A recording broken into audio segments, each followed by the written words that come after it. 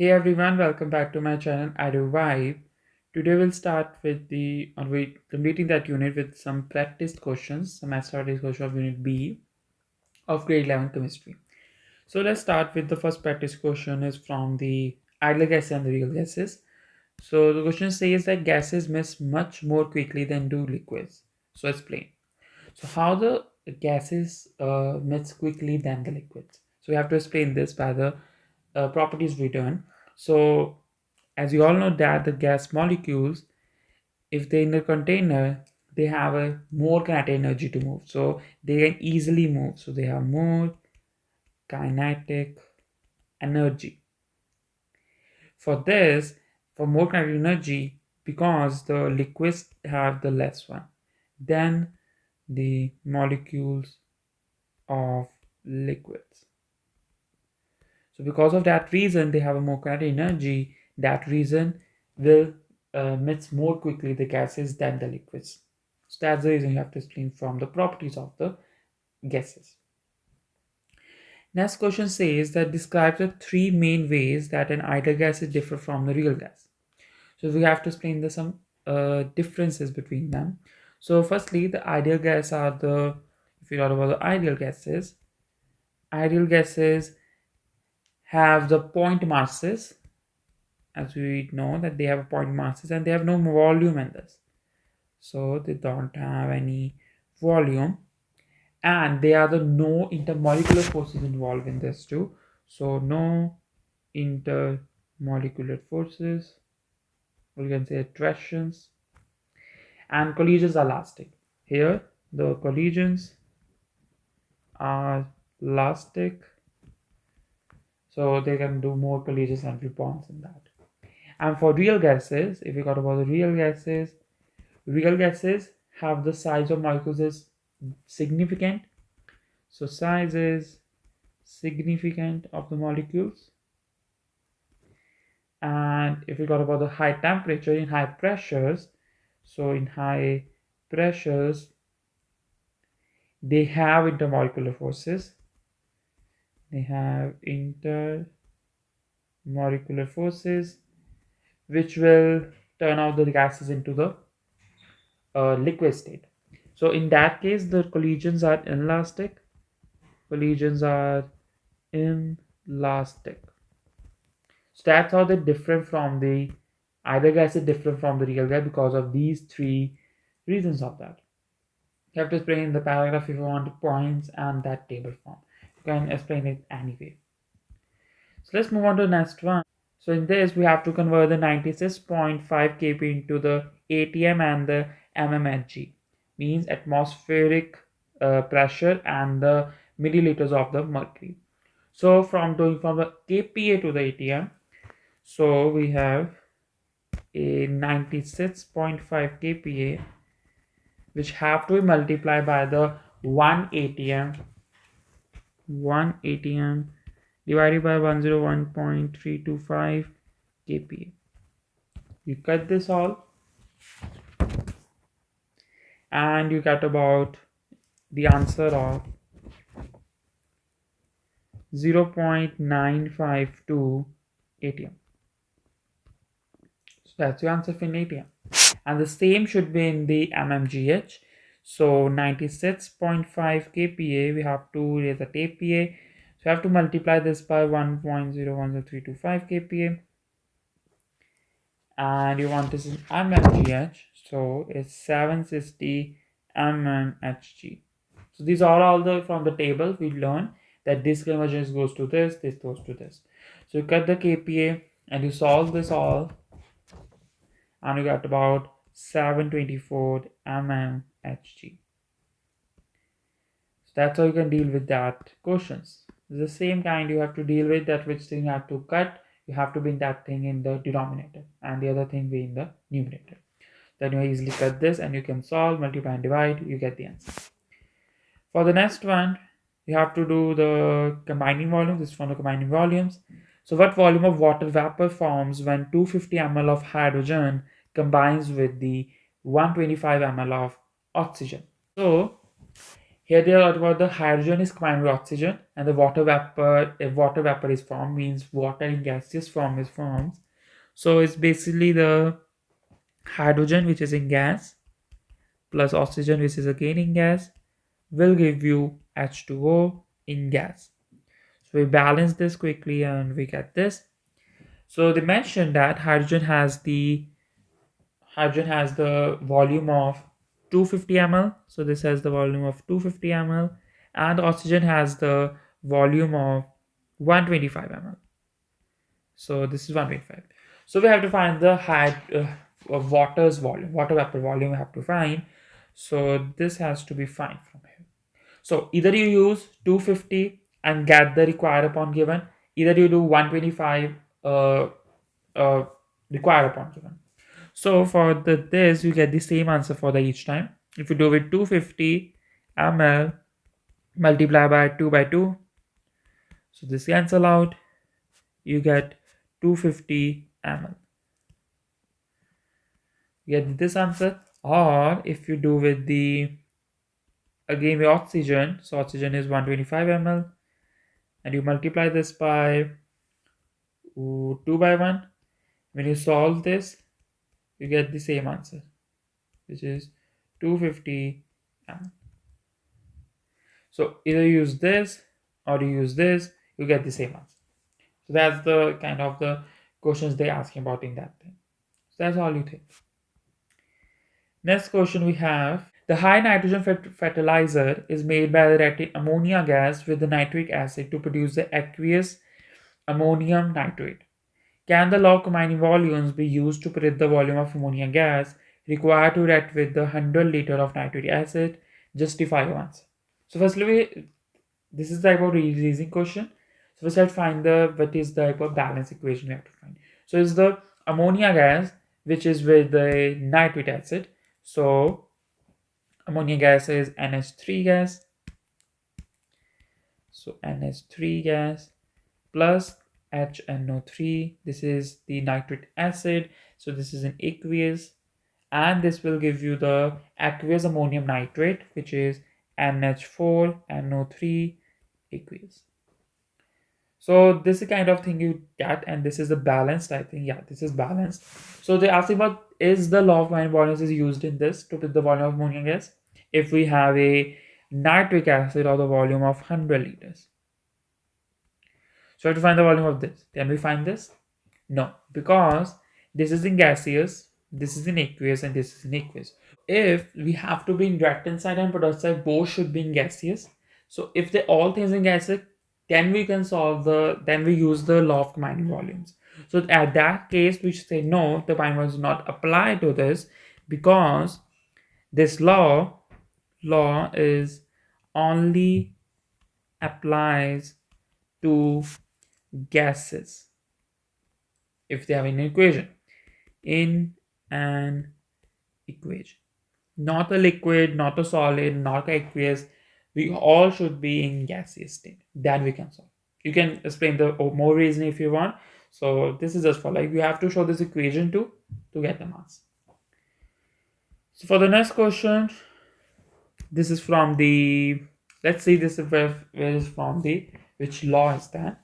So 2.7 liter of container is filled with a helium gas at the pressure of 3.6 atm. If the temperature remains the constant and the volume increases to 9.5 liters, so what is the final pressure? So basically they are about the volume and pressure relationship because they also mention that the temperature remains constant. And that's the theory we can assume that if the temperature is constant, so it is the Boyle's law. So this is from the Boyle's law. So 2.7 liter, this is the volume. So this is the volume 1. And then the volume is increases to 9.5, so which is volume 2. Pressure is that 3.6 atm in the volume if the volume is 2.7 liter, and we have to find the final pressure which is P2. So this is the formula which we have to learn. P1V1 is equal to P2V2. We have to find P2. So P2 is equal to P1V1 upon V2. So P2 is P1 is 3. Now your pressure is in atm. So you get the P2 also in ATM because liter is cancel out. So there's no thing you have to convert this ATM into kPa. This is a thing when we have a precious different unit. Then you have to convert one of the things.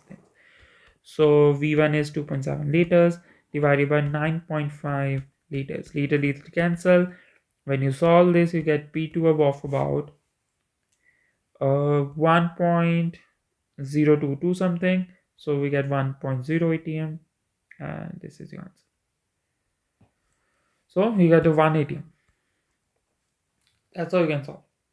As we all discussed in the lessons we done. So let's move on to the next one. So one cool morning when the temperature is 6.00 degrees Celsius.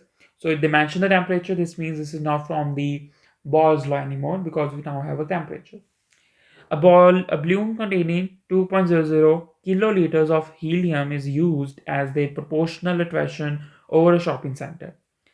The noonday sun heats the gas. If the atmospheric pressure remains constant, the final volume of the balloon is 2.14 kiloliters, and we have to find the what is the Celsius temperature. So we have to be in the if you we have to find the temperature which is should be in Celsius. So they mentioned the temperatures over there which is T1, and we have to find T2 in the Celsius. First, our volume is this, which is V1, and this is V2, and they measure atmospheric pressure, which means the pressure, which remains constant. So if the pressure is constant, then we use the Charles law, where we involve the volume and the temperature. So that's the thing we have to use. So what's the formula for this? V1 T1 is equal to V2 T2. We have to find the T2. So T1 V2 upon V1 is equal to T2. So T2 is equal to, which is T1. So this 6.00 degrees Celsius has to be converted into Kelvin first. So this plus 273.15, you get 279.15 Kelvin.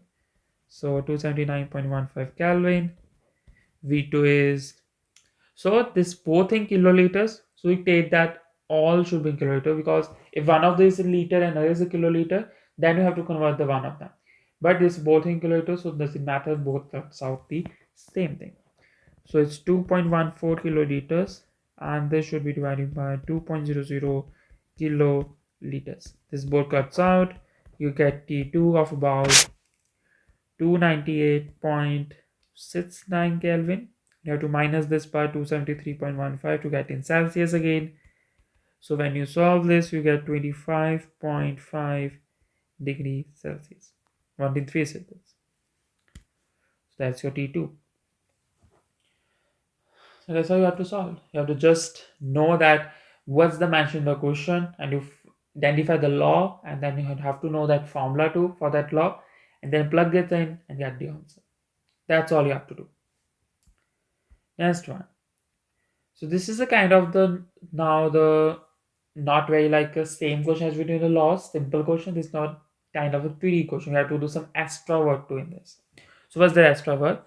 So an open empty 2.0 liter plastic pop container which has an actual inside volume of 2.05 liters is removed from a refrigerator at 5.0 degrees Celsius and allowed to warm up to 21 degrees Celsius on a kitchen counter. What volume of air measured at 21 degrees Celsius will leave the container as it hums? So firstly, we have something in that. So this is 2.0, the open empty one is 2.0 liter plastic pop container. This is the volume of the empty or the plastic pop container. This is not the V1. So because this is the open and the empty one. The actual inside volume they're talking about that thing. The actual inside volume is 2.05. So actual one is 2.05, which is your thing you have to use as V1. And they mentioned about the two temperatures. This one 5.0 degrees. So this is 5.0 degrees plus 273.15. Then you get 278.15 Kelvin. 42 you have 21 degrees Celsius plus 273.15, and you get about 294.15 Kelvin. So what's the formula for this? So you have V1 upon T1 is equal to V2 upon T2. So they have two temperatures. We have V1, so we have to find the V2. So V2 is equal to V1 T2 upon T1. So you have to just plug in the things now. V1 is 2.05 liters. T2 is 294.15 Kelvin. Divided this by 278.15 Kelvin. Kelvin cancel out. You get the V2 of about 2.17 liters. So they are asking about they don't ask about the final volume, they are asking about the volume of air measured at the 21 degrees Celsius when it leaves it. When we leave this by this to harm up to the 21 degrees Celsius in the kitchen counter, we have to find that air which is measured when it leave the container as it harms. So I have to find the volume which is escaped at that time. At that duration, what volume is escaped from that. So it find the volume of the escape, which is leaved volume. So how can you find this? You have to just do, you have a V2, which is your final one. At that time is your final one, V2, 2.17. And then you have to want the initial one, was the initial at that time. So initial is 2.05, so which is V1. So you have to plug the things in to 2.17 liters minus 2.05 liters, and you get about 0.12 liter. This is the volume of escape. This you have to find. So they mention this 2.0 liters for your confusion. That your open empty plastic pop container has the volume of 2.0 liter. It's only for confusion. The extra thing you have, that do you know that is not a used in that question anymore. You just use the law first, then solve this by this extra work, the escaped one. So read the question carefully. This is not used in that question anymore. So let's move on to the next one. Okay. So a 2.0 ml bubble of the gas is released at the bottom of a lake where the pressure is 6.5 atm and the temperature is 10 degrees Celsius. Put the Celsius temperature of the gas bubble on the surface where the pressure is 0.95 atm and the volume becomes 14.4 milliliters. So now they mention you about the pressure and the temperature. So pressure and the temperature and the volume is also involved. So all three is in the combined gas law. So we will combine that. So firstly 2.0 ml, which is V1, and after that this becomes V2 of 14.4 milliliters. Pressure firstly at 6.5 atm, which is your P1, and then they become 0.95 atm, which is your P2. Temperature, you have 10 degrees Celsius at first, which is T1. You have to convert this. So you get 283.15 Kelvin. And we'll find the Celsius temperature. Now you have to again in Celsius, so you have to find the T2. So what's the formula? P1 V1 upon T1, P2 V2 upon T2. So P2 V2 T1 upon P1 V1 is equal to T2.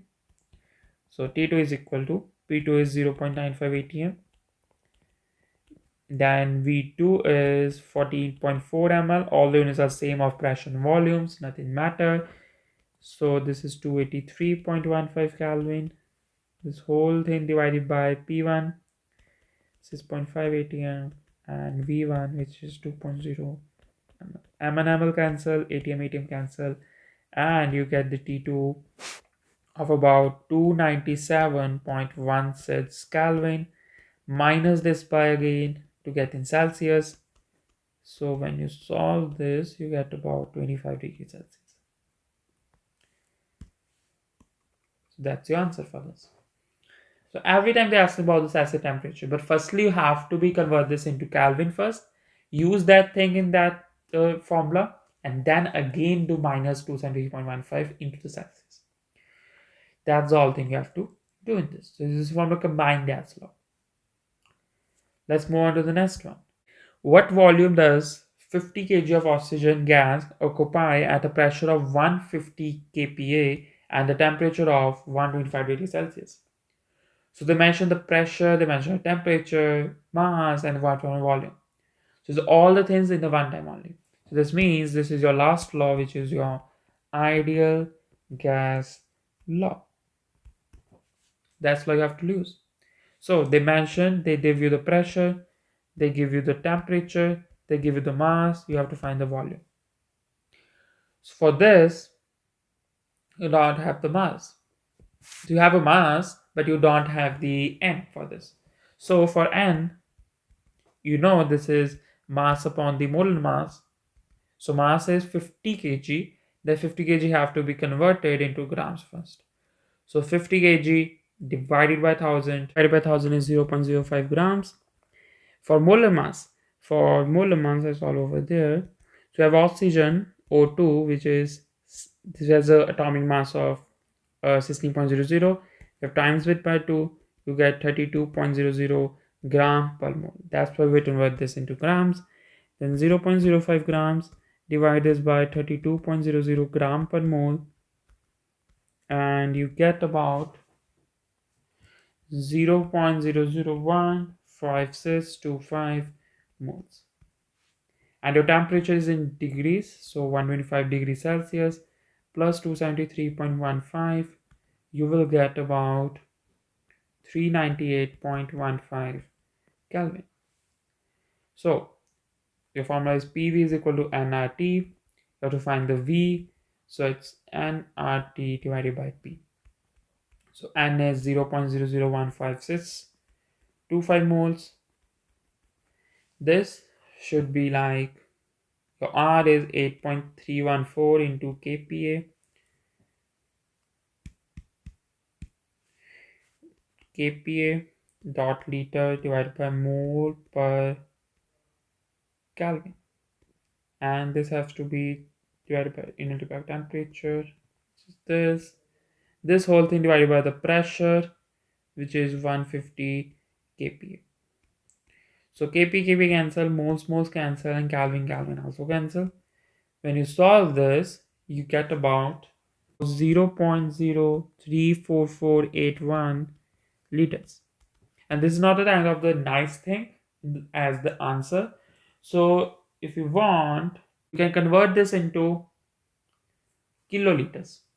When you convert this into kiloliters, you get about 345 kiloliters.